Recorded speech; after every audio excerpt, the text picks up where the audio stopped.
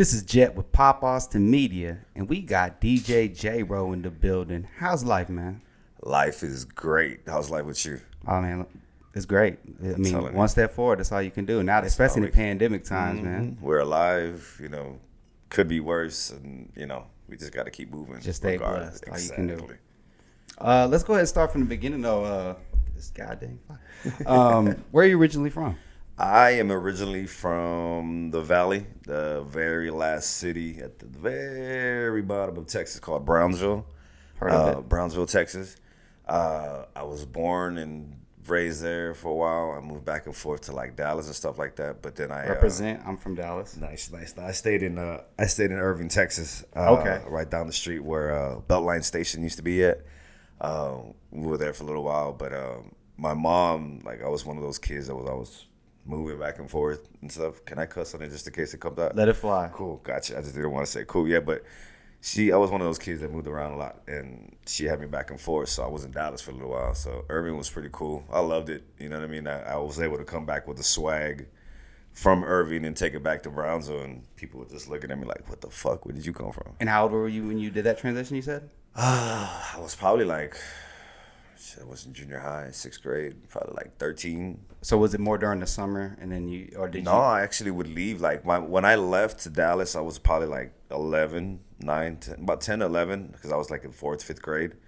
And I was able to see, I'm an old cat. Like, this was back in the day when Belle Biv DeVoe and ABC and all this stuff The back golden in the day. age. The golden age. So I was still a kid and seeing my brother and, my uncle and them rock with that. But the people that really stuck out to me, and it's crazy because that's what they used to call me, is crisscross.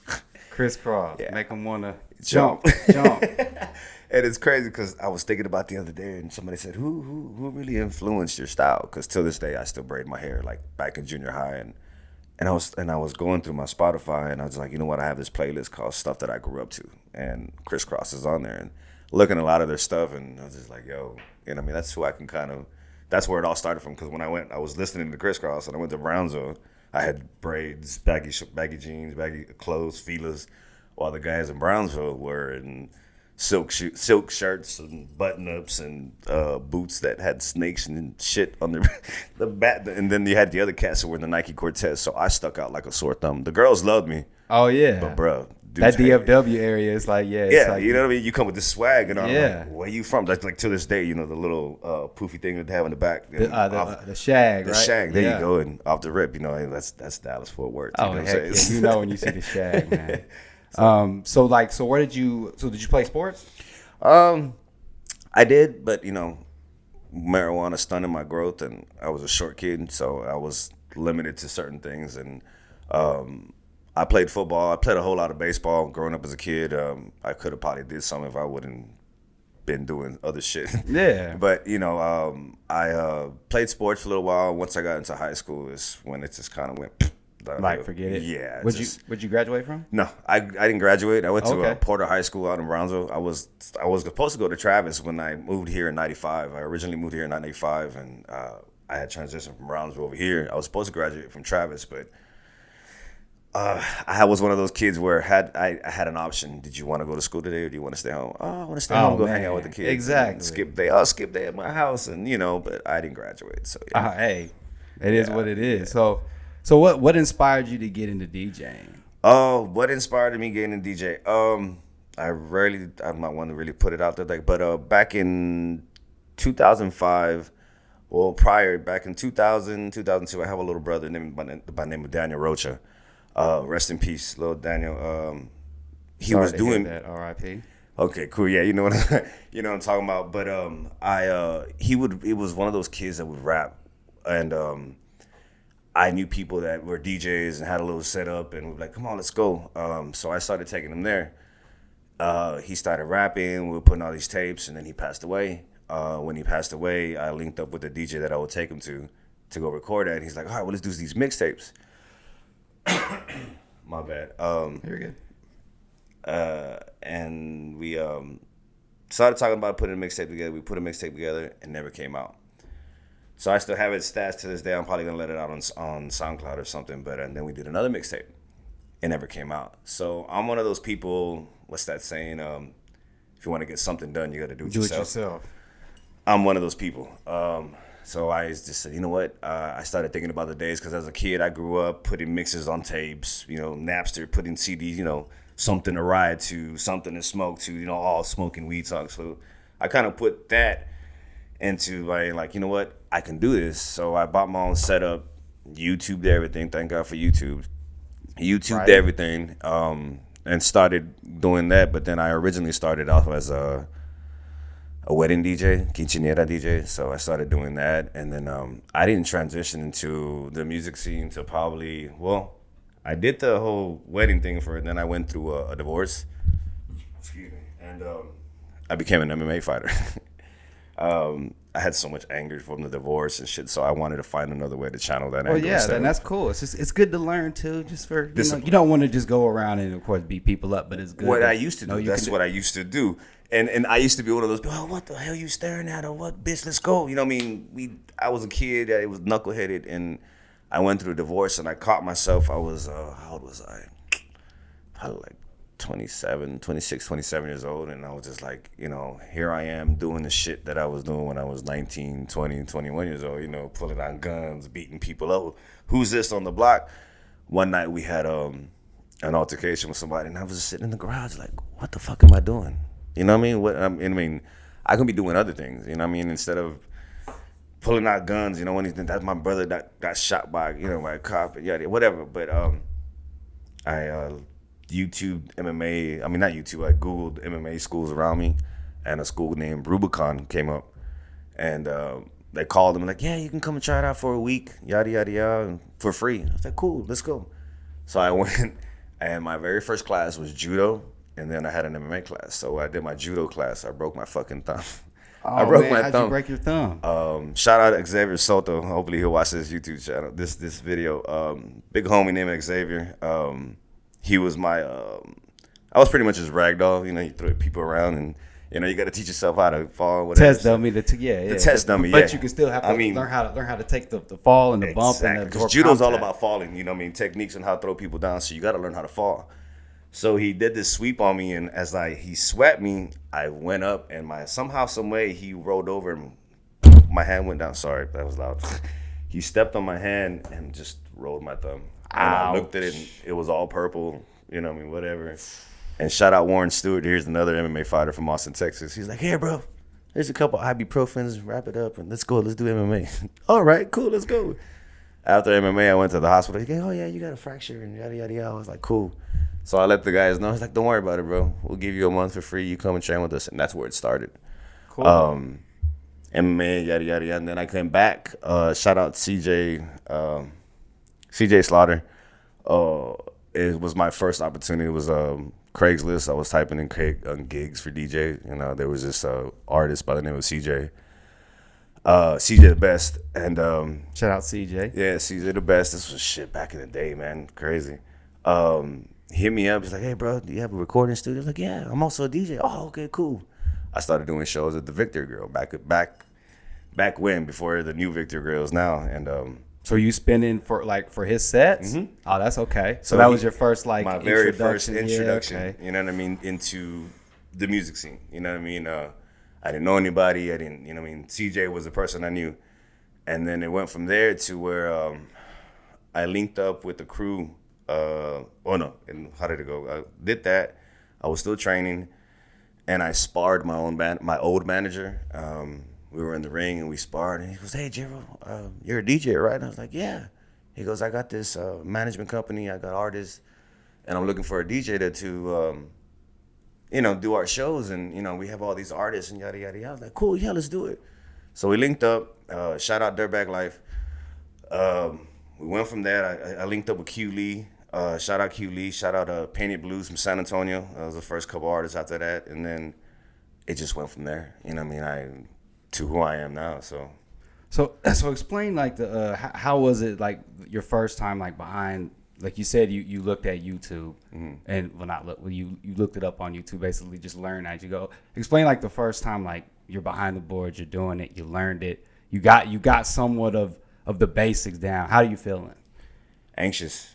like, you know, one thing, I have always had anxiety, like even now, then prior, you always get this anxiousness and, you know, wanting to learn, wanting to do what you learn and be like, okay, hope I don't mess up. And I've learned all types of stuff like with computers and new things not to use and what not to do and, you know, transitions. But the very first time it was just anxious. This is a real big anxiousness. Like, hoping this comes out right, you know what I mean? And because I've had some fails, like, oh well, you're gonna. It's repetition. You're like, oh, this is what not to do. This is what to do.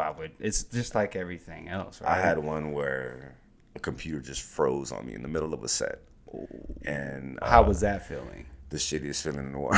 And how, like, did you get to respond, or was it just kind of like it's I couldn't done? I couldn't respond because it literally froze. And this was like this is one thing I try to tell a lot of DJs: if you're gonna run a DJ system, if you want something good, run a Mac. Don't ever run a PC.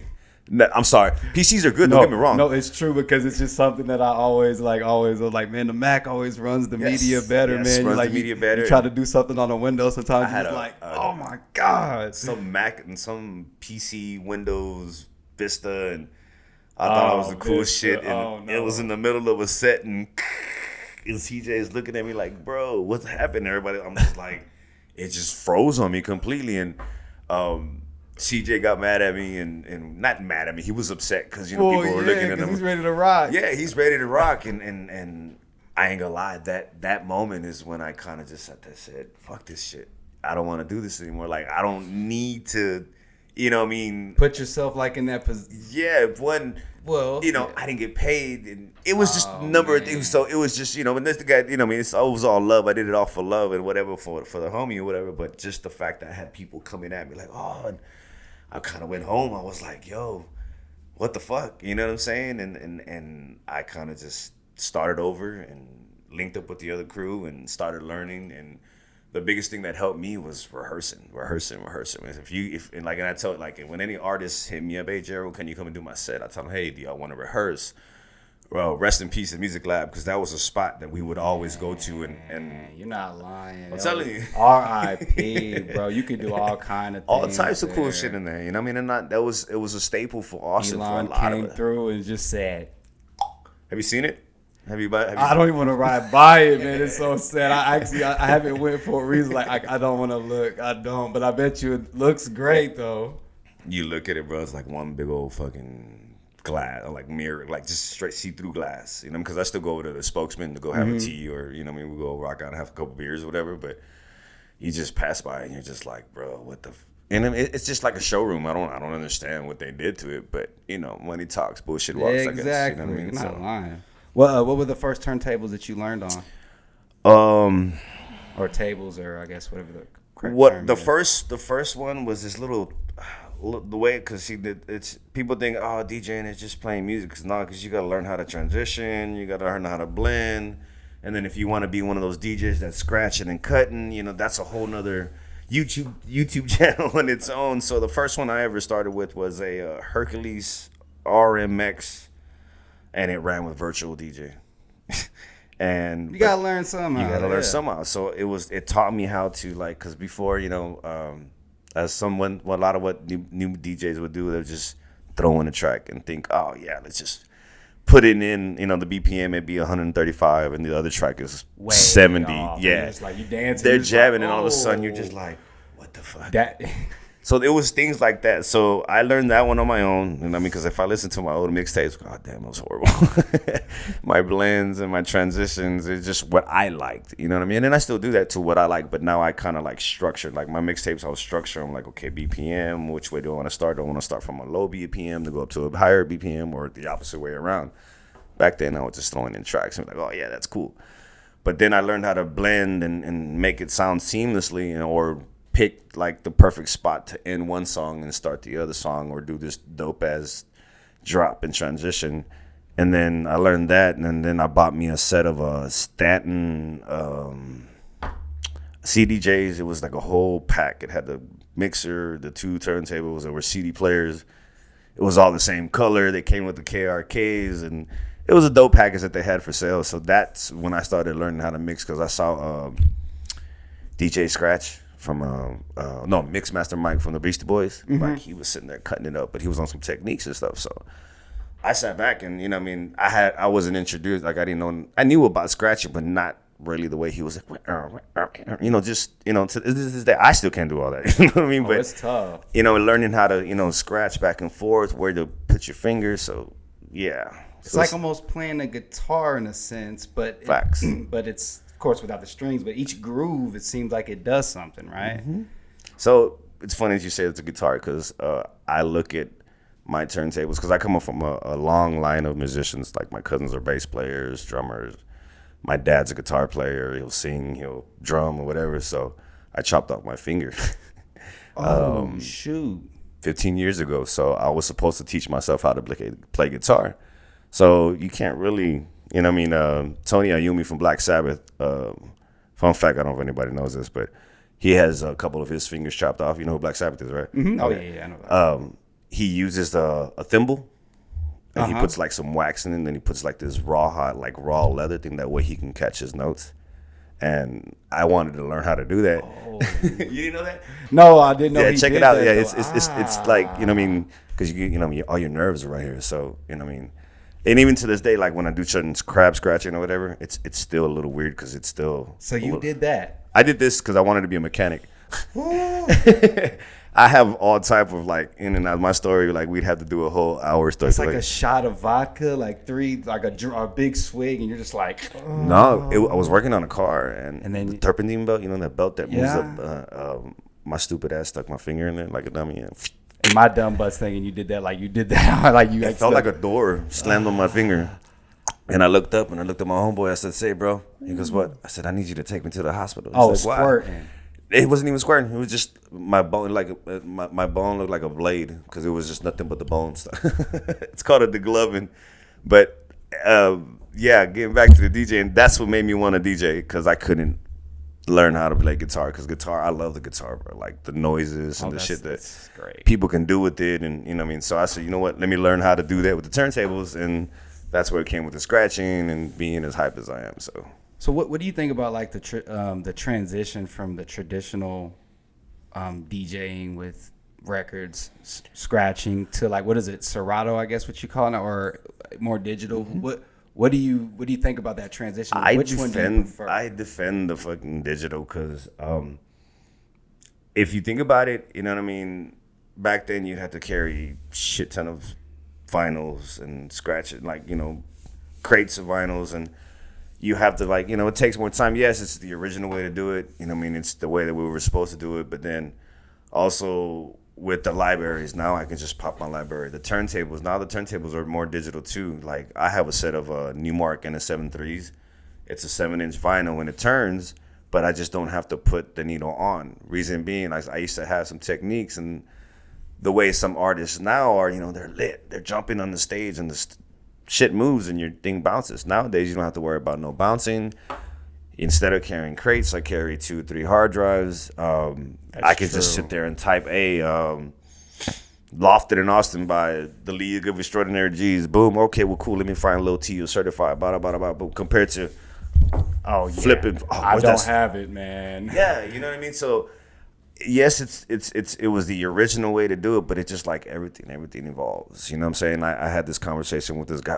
Pioneer CDJs, original DJs, and I was like, yeah, I respect that. You know what I mean? But at the end of the day, you know what I mean? What's going to be convenient for us? You know what I mean? Because we got to carry the setup. We got to carry this and do that. And so now I just love the fact I just put my laptop there because now you don't even need your laptop. It's just everything's based in the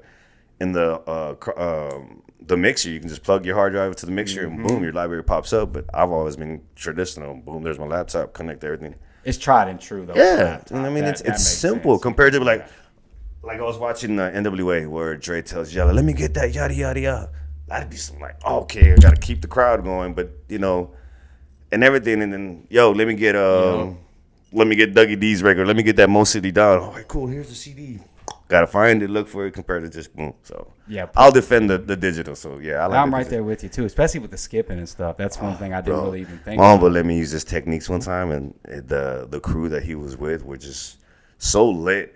And the table, I mean, the stage was already flimsy. So as soon as they jumped, We gonna get and they look at me like, bro, what are you doing? I was like, bro, like, you know, I'm It's not an gonna tell you not to earthquake stop, here, but you know. What's your favorite venue to DJ at in Austin? It used to be Scratch House. Rest in peace, Scratch House. I've had it's not only because it's just a dope venue and we were able to do so many different shows. It just it helped me mold me to become who I am, like with the local scene. It helped me put a lot of stuff together. But right now it's Flamingo Cantina. Shout out Flamingo Cantina. Not only the fact because we do stuff there monthly, but it's such a cool vibe. And I've worked at some spots that just they're complete dicks and sound guys are assholes. But I go based on the sound guys and how the management is. And shout out Angela and shout out everybody at Flamingo Cantina. Shout out Brody at Scratch House, but it used to be Scratch House, but it was always good people, you know what I mean, willing to work with you. And you don't want nobody that's gonna set you up to fail and make you look shitty. You're like, I didn't do that. It's like that's on them, but they're gonna look at you like you said, like the people jumping up and down the stage. It's funny. It's like turn up the mic, and I'm just like, but the cool thing is, as soon as we start the show, I'll introduce myself to the sound guy. The sound guy is the biggest guy, you know what I mean. Fun fact, artists out there, whatever y'all do, always get the sound guy to have a smile on us. Don't be a dick to the sound guy because you gotta understand that's who controls y'all set and how y'all gonna sound. So I've seen some artists be shitty to sound guys, and the sound guy's like, I'll be like, yo, turn up the mic, and he's just like, yeah, fuck him. And then you can't blame him in a sense, even though he's messing up the whole experience. Like you got to put that aside. So, yeah. Did you ever have a favorite event you've DJ'd? Off the top of your head, if not, it's cool. Yeah. You know what? Our very first This Is Texas event. You know what I mean? Because I'm with the league DJs. I've been able to be a part of such a well-established name here in Austin with COD and Dominican J, Esta, and everybody, and just the fact that hey, you're a league DJ, boom.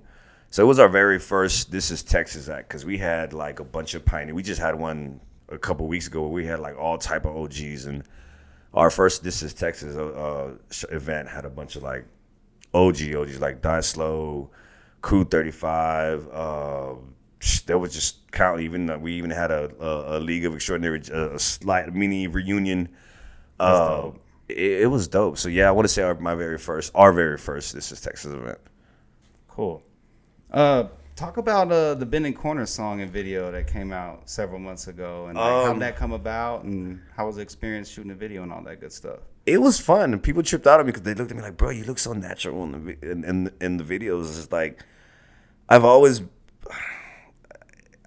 been one of those kids that where I'd get lit, as a fucking mirror, and I'm sitting there rapping at the mirror and acting like I'm singing like I'm Michael Jackson type. I've always been that kid. Like I grew up, beat it. Just my mom like, what the hell is he doing? Mike, man, every time. That's what I'm saying. You know what I mean? Always goes back to Mike. I did that with like I grew up and I remember in elementary we did a talent show and we did Metallica 1, and they made us like these little prop guitars like out of cardboard and a piece of wood, and I took that guitar home and I was sitting in the front. I was a kid. I was sitting in front of the mirror, killing it. You know what I mean? So that helps me be so natural with the videos, and the way it came about. I've always done this thing for the local artists, always from day one. And some people didn't like it, some people loved it, and to this day I still do it.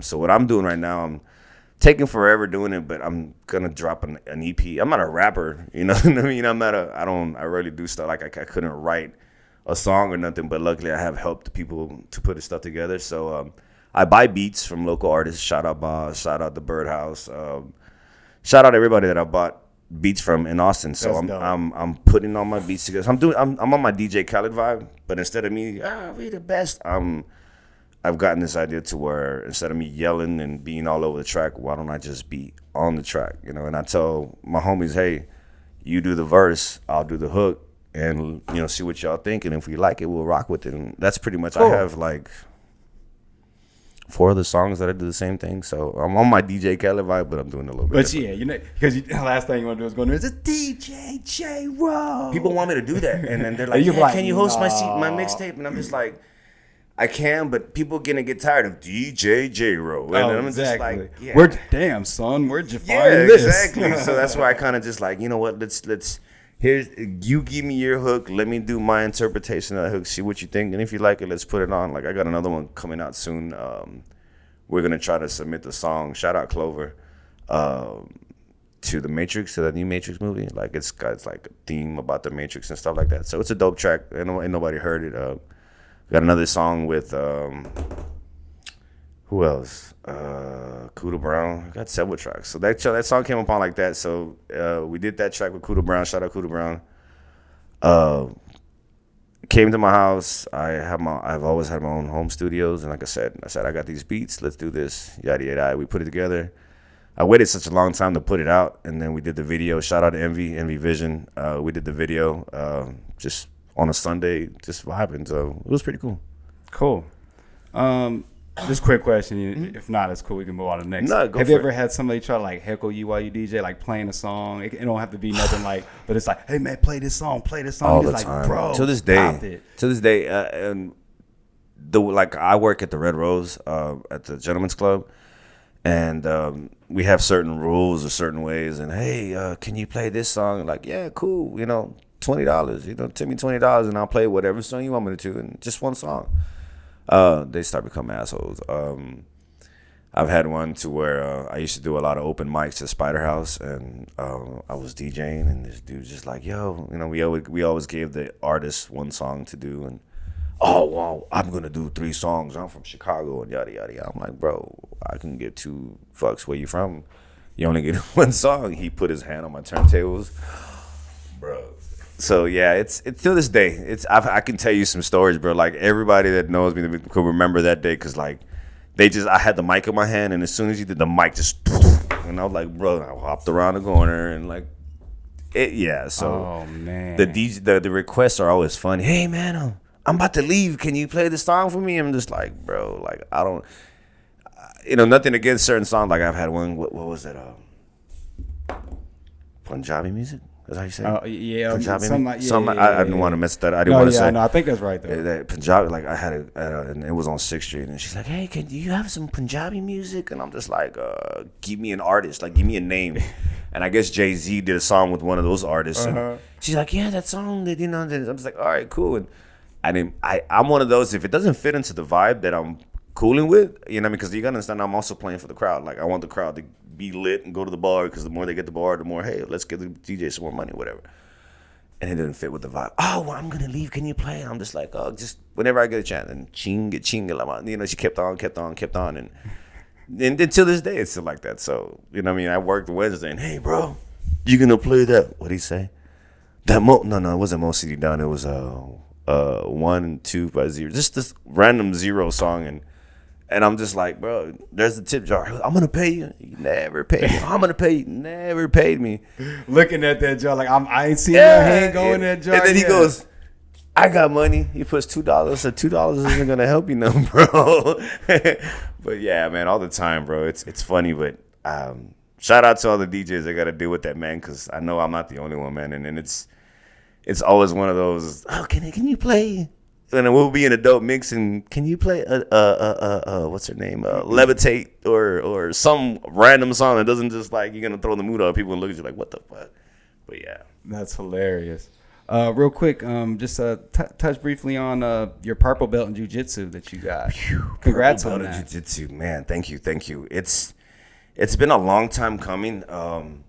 I should have been a damn brown belt by now, but I kind of it was so hard because like at one point.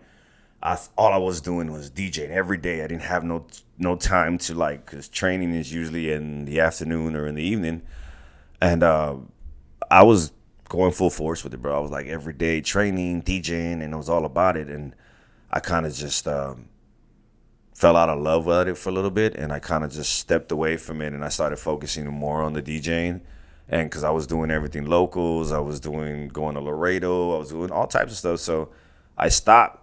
And I would go back, and I would stop, and I'd go back, and I'd stop, and I'd go back, and I just left it alone. And then shout out my coach, Christopher Bubba, and he's like, bro, come back. We'll train let me see what you can do. And, you know what I mean? I want to see if you're at that purple belt level. And we rode, and I told him, give me a couple throw up buckets because I'm going to throw up. So we rode, and he kept on. He just kind of like surprised me with my belt. And I have plans for that belt because I'm going to give me about a year.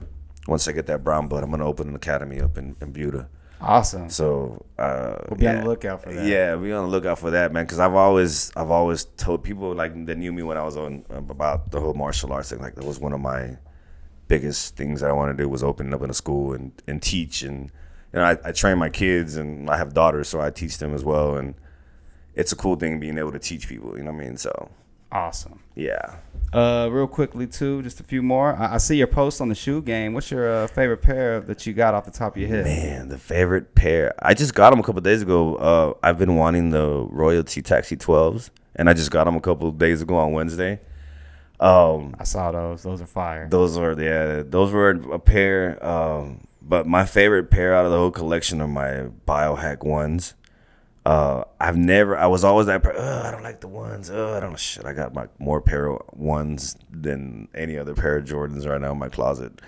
But man, I love shoes. That's my weakness too. Like I have a shoe fetish. Shout out to the wifey for having to deal with that. You know what I mean? It's gone to it's a norm now. Like before it was like you're getting what compared to now it's just are we getting this drop? And shout out to my shoe plug. I love him to death. Shout out to my shoe plug, and I mean, it's a weakness, bro. Like, it is. Once you get into it, it's an expensive habit. Like I wear my people like, do you wear your black cat? I have the black cat 4s. They're worth like $600-$700. I already know. I'll put them on. My God. Be like, hey man, watch where you step on. Don't put some bags over it. Yeah, I'll be just like, bro, you good? Like if it's raining, I won't wear it. Like I'll rock a pair of Air Maxes or something, but. When it's raining or something like that, I won't wear them. But like anywhere else I go, like I'll scuff them. Or my son is like, "What are you doing? This is to me, it's just shoes." You know what I mean? But still, you know what I mean. Some people will wig out. You're wearing them. You're not supposed to wear them. Like the Cool Grays coming out on the 11th. I'm gonna rock the shit out of them. You know. Well, rock your shoes. Just rock them right. Watch where you're stepping. There's ways to do it. Yeah. What's your favorite pair? I gotta ask. Oh man, what that I got? What you got? I got some Yeezys that I like. I've only owned one pair of Yeezys, and they were the 380 glow in the darks. Oh yeah, but I gave them to my son because it's just I like them. They're comfortable, but I think I feel more comfortable in the 350s. I still haven't bought a pair of 350s. I got the 350 Boost, and they're like green. I forgot the name of them. They're like green with mesh. That neon greenish. Yeah, those are fire, bro. Yeah, I love those things. Are they comfortable? Yes. Yeah. 350 technology. Yeah, you can tell. The 380s was just like this big old chunk of. I don't know, whatever he uses, the boost thing stuff in the bottom, but I gave him to my son. I was like, here, you can have him. He's like, you sure? I was like, yeah, just take him. So, that's dope. I know he's rocking them and flexing. Shout out to my son, but man, he just recently moved in with me, and he's 21, and we both wear the same shoe size, so I'm laying down on the bed and he'll come into my closet. Oh, I'm like, what are you doing? Oh, I'm going to wear these. Oh, I'm going to wear them. I'm like, what the? So now I do the same thing to him. I'll go in his room and grab a pair of his shoes. Like no, mine. What are you doing? Like, you would the same thing you do. Exactly. We mixing and matching. He just recently got those, they're like purple and white ones. And I haven't gone and grabbed them yet. And he kind of like stashes them. And I'm like, I'm going to grab them for me, bro. Says, no, you're not. And then he'll go grab my infrared 6s. And I get those are nice though, because you can crease those easily. Better not crease them. Cool. Well, it's good having you by, man. Where can we find you at? What we looking at? He's pointing at something. No, I was gonna say that, and then I was gonna I got you. So where can we find you at? You can find me on all social media at DJ Jero512 on Instagram, on Facebook. Twitter as well. I'm not gonna lie. I'm not really on Twitter a lot. I'm IG active. But yeah, find me on Instagram at DJ Jero512. Also, I'll put in a plug for my. I do car meets as well. So follow us at Austin Import Nights as well.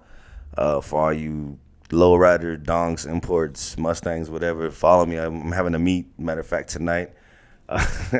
But yeah, man, at DJ Jero512, Also be in the lookout for Major Games Entertainment, also on IG. For all the artists that want to perform, we provide a platform every month. Shout out Dominican J to where we can put local artists on. We hold a monthly showcase at the Flamingo Cantina. And, yeah, man, follow us. Y'all interested, let me know. Awesome.